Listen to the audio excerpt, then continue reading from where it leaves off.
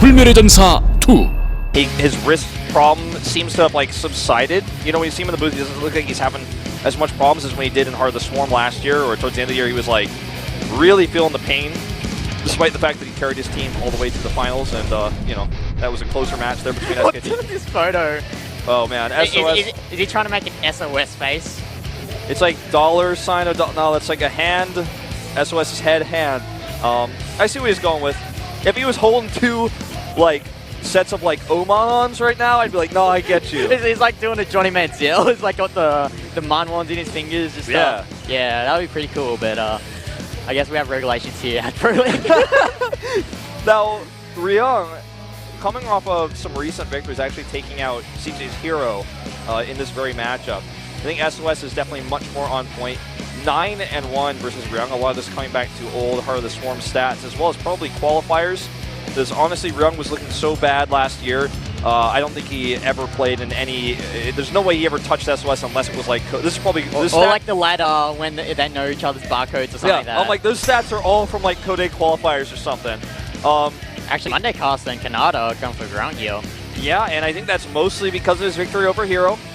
He did look good in that matchup. Hero, not so much, but I think it was more of a point that Hero is quite in a slump. So, like all the CJ players are in a slump, so yeah, I don't. No, I don't even want to visit that team house right now with how dark the atmosphere there is on the bench. But guys, we are going to go into this second game right now. Let's see if Ryung can do it again, or is SOS going to put Generic Green Wings up to a 2-0 score? Let's find out right now as we go into our second map of the SPL. Of the SPL with Wolf and GTR. With Ryung having some sort of technical problem, but I think it's okay now. No, I don't have probably anything not. here, guys. I'm like, I don't know. I'm like, get him out. Who's in the SOS? He's got to be in there alone. All right.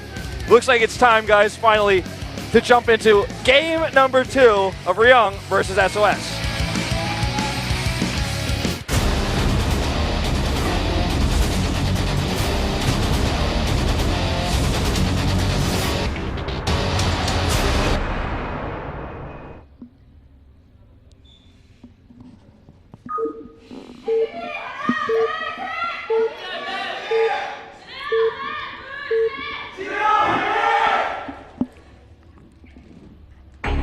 Up to the top of the map in teal for MVP, it is Ryung.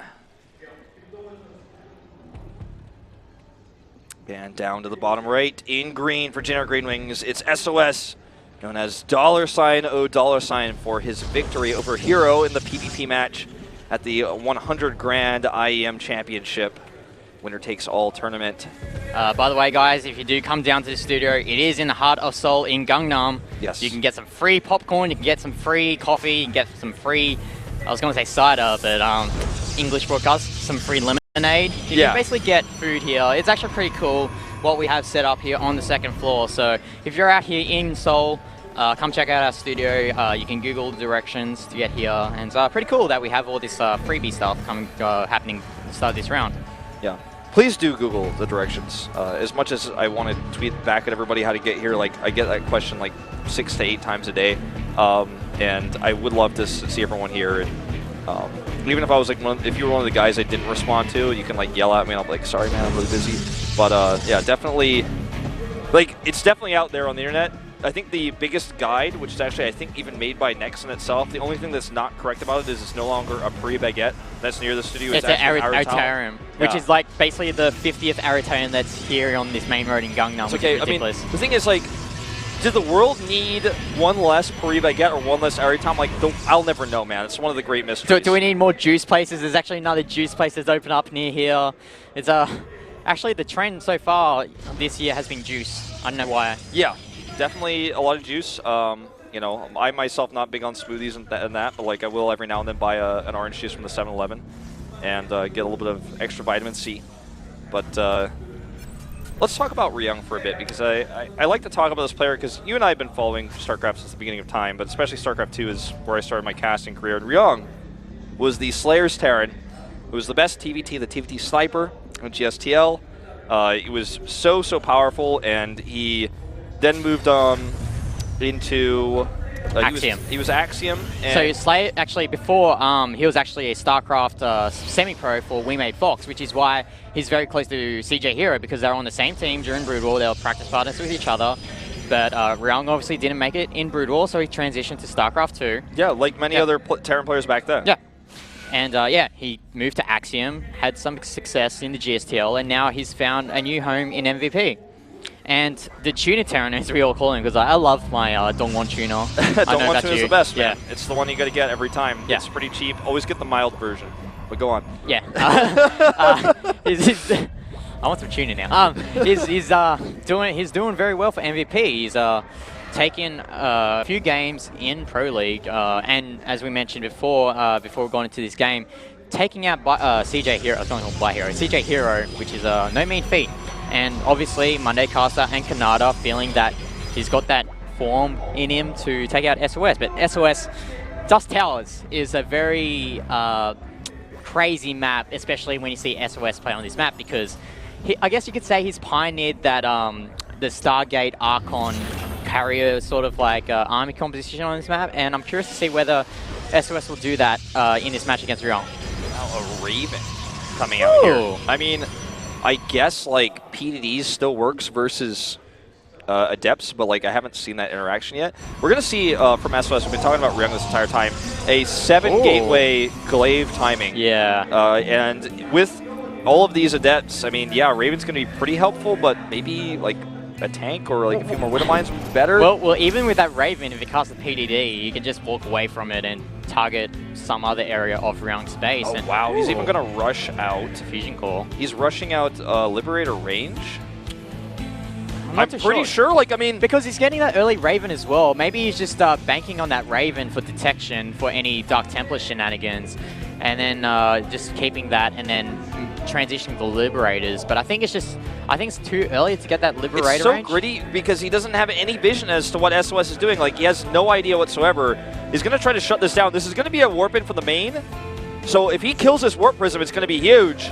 All right, here he comes. He comes in. He needs to stop the warp in right now. He needs to target that prism, but he does not. He's not targeting the Warp Prism, and the Adepts are warped in for SOS. The Adept speed attack upgrade is done as well, and the Warp Prism actually gets away so he can warp more units in if he needs to. Oh, there's the Shade Dow into the natural. He's going to go right on top of that Siege Tank. The Siege Tank holds its own. There's a nice wall here, though, to stop this. Essential.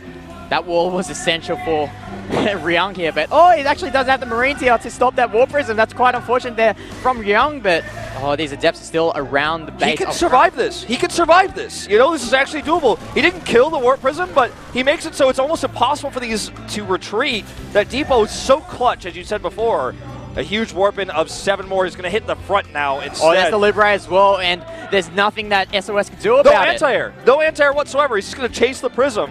And this Liberator army is all, or rather this Adept army is all we're going to see for the time being. And that Adept army can't get into the base because of that wall off. Yep, there's even repairing SCVs at the top.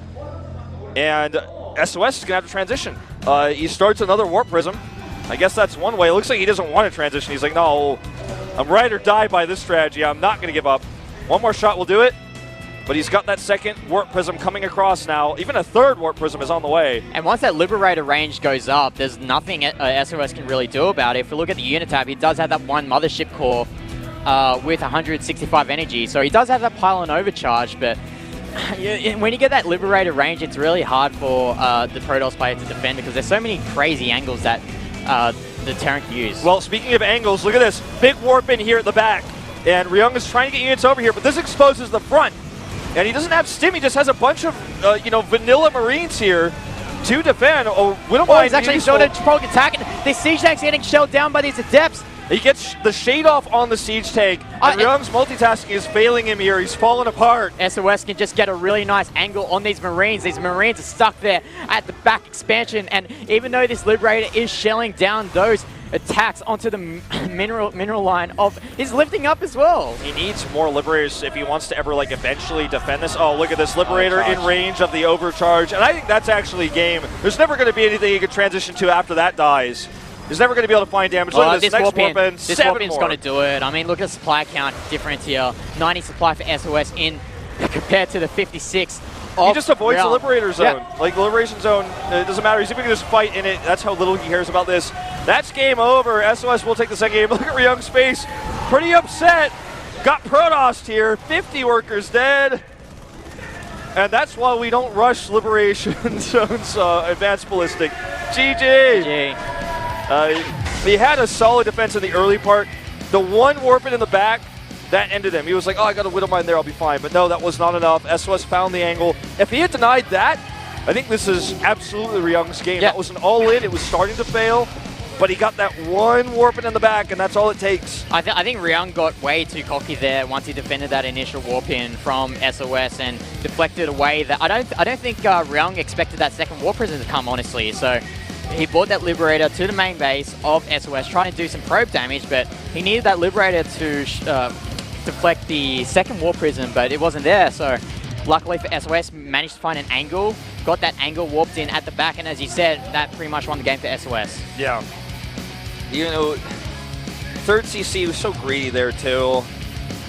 Man, if he made like a BC instead of Liberator range, it's like that 200 gas could have been used on he might have BC. like he might have actually like that might have been enough DPS.